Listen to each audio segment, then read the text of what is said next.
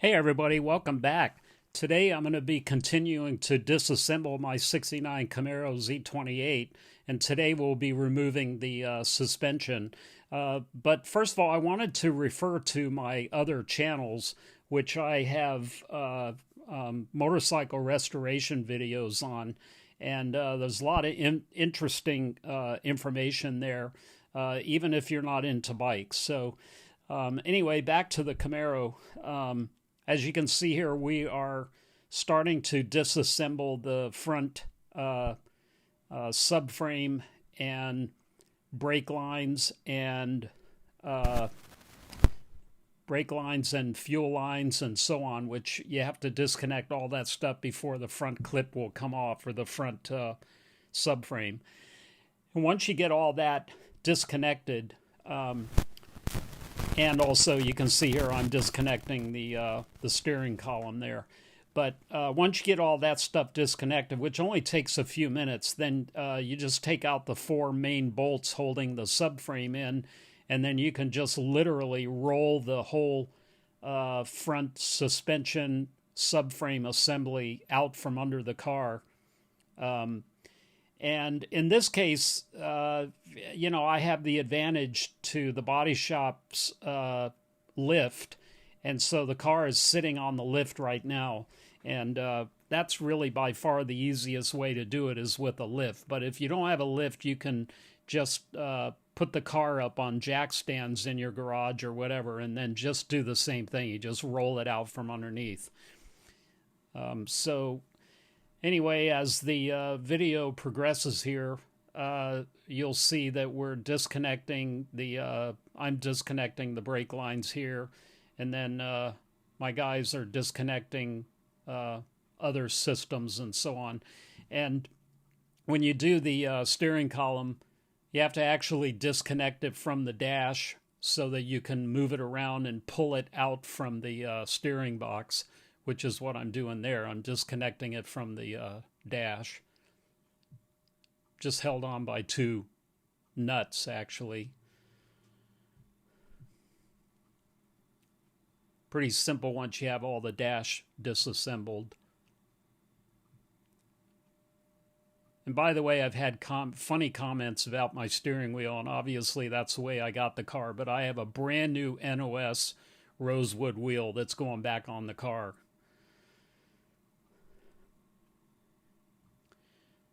So here we're just completing the disassembly there. And as you can see, the subframe and suspension are loose from the car right now, so it's kind of moving around a little bit.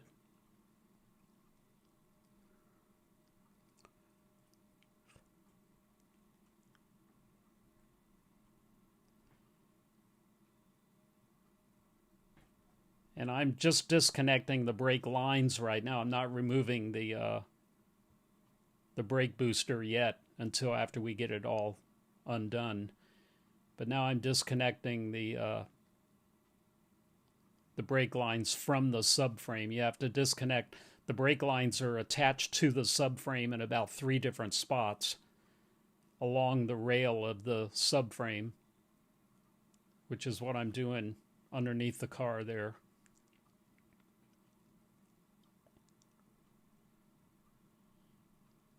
And once you get those out, then you have to do the same thing to the fuel line on the right side of the car, which I'll be doing next.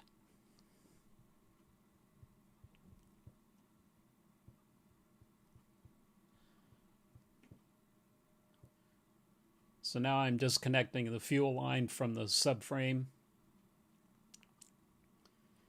There's 2 attachments in the engine compartment there, and 2 underneath the passenger door.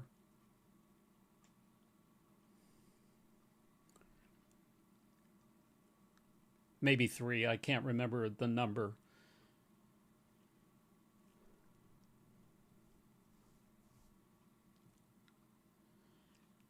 So you can see there the subframe is disconnected from the body at this point, and I really should have disconnected these earlier, but it's actually a little easier to get to once it's hanging down. So once all that's disconnected, then you just simply walk up to the front of the subframe and roll it out.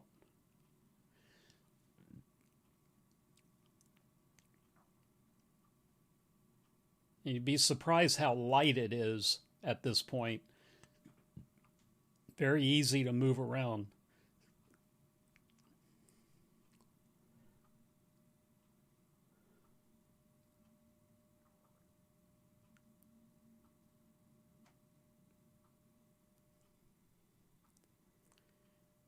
You can just kind of move it around like a wheelbarrow almost.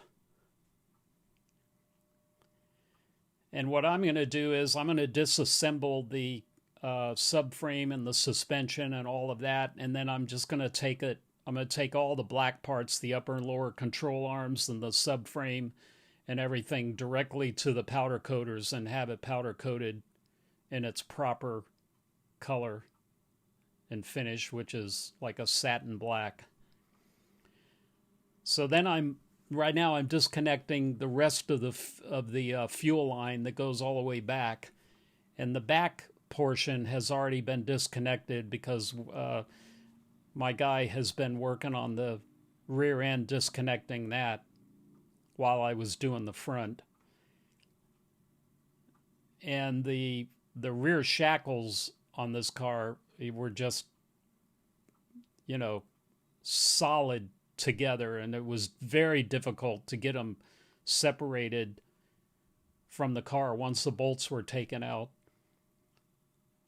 They had to do a lot of prying to get the shackles out because they were just frozen together. And then once you get those out, you start lifting the car up.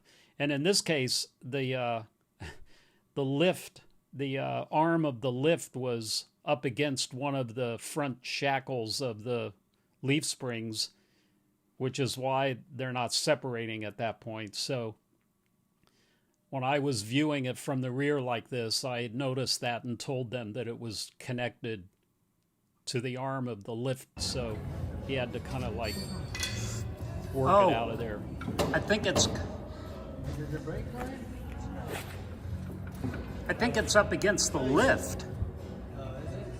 Is that what it is? Okay, Mike, pull this side. I gotta hold the up like this right here. You move the tail. Yeah.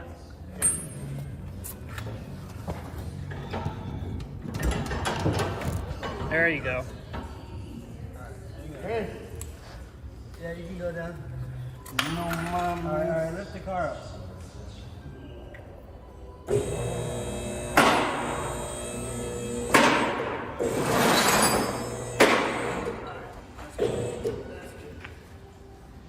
And like the front, you just roll it out, and it's very easy to roll out, very easy to maneuver around with the wheels still attached. Now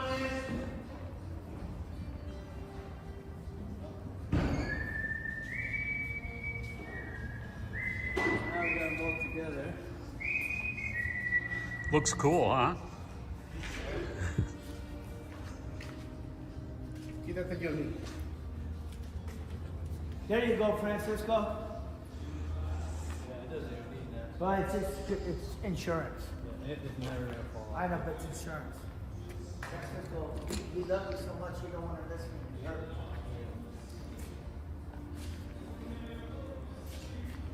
We can put it down on the long one. What do you want to put? Yeah, you think it's different. Yeah. So at this point now we can raise the car up and work on the underneath carriage and get some of the surface rust scraped off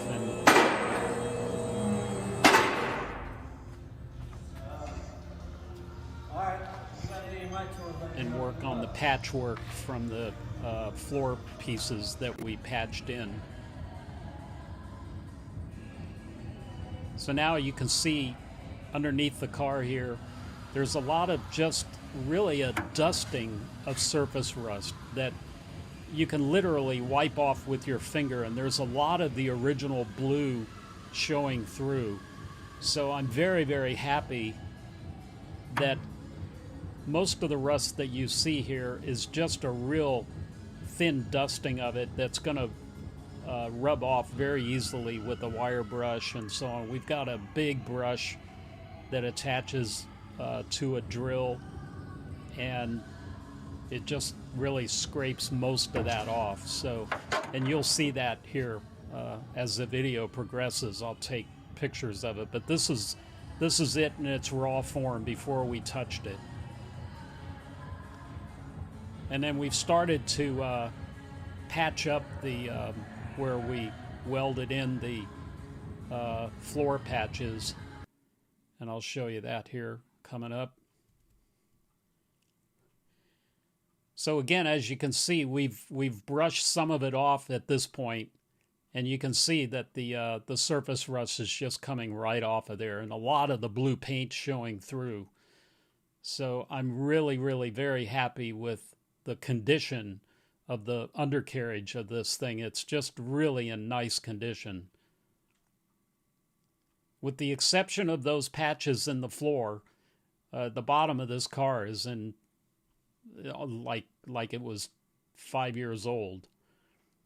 And we've put a little putty there, and when that dries off, then we'll smooth that out and hopefully hide the patch as well as we can.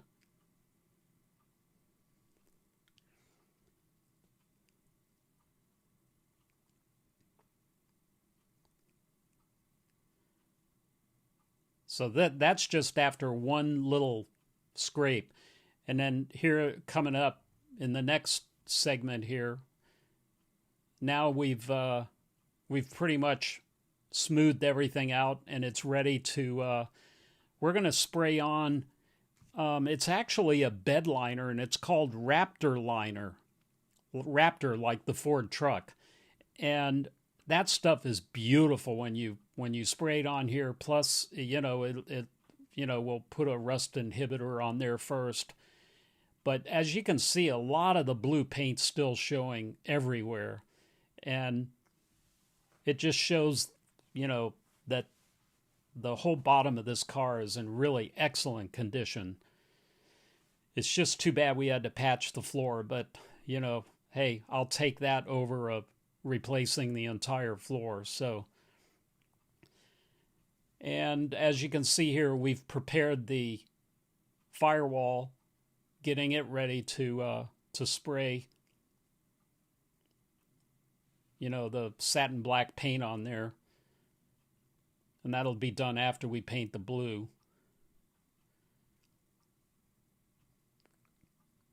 But we're going to do the bottom first.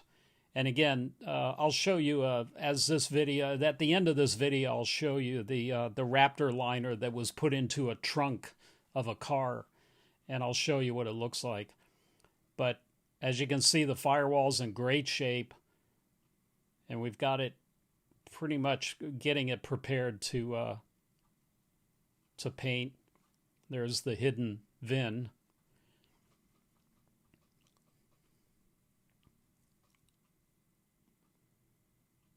Again, a lot of the blue showing. It's in really great shape. Very happy with that.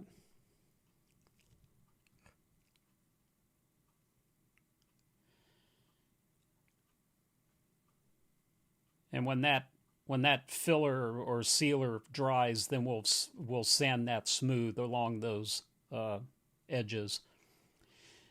So here's the Raptor liner that was sprayed in the trunk of another car, and this is what the bottom of my car will look like after we've get it all prepared and sprayed on. So we're going to do that first. And then after that's done, then we're going to pull the car into the paint booth and paint the blue so that we have the natural blue overspray like it was from the factory. So anyway, that's going to do it for this video, and I hope you enjoyed it. And please, as usual, please subscribe, like, share, and hit the bell after you hit the subscribe to get the post notifications. And thank you so much for watching. I really appreciate it. It really supports the channel. And I'm looking forward to doing more videos on the car as it progresses.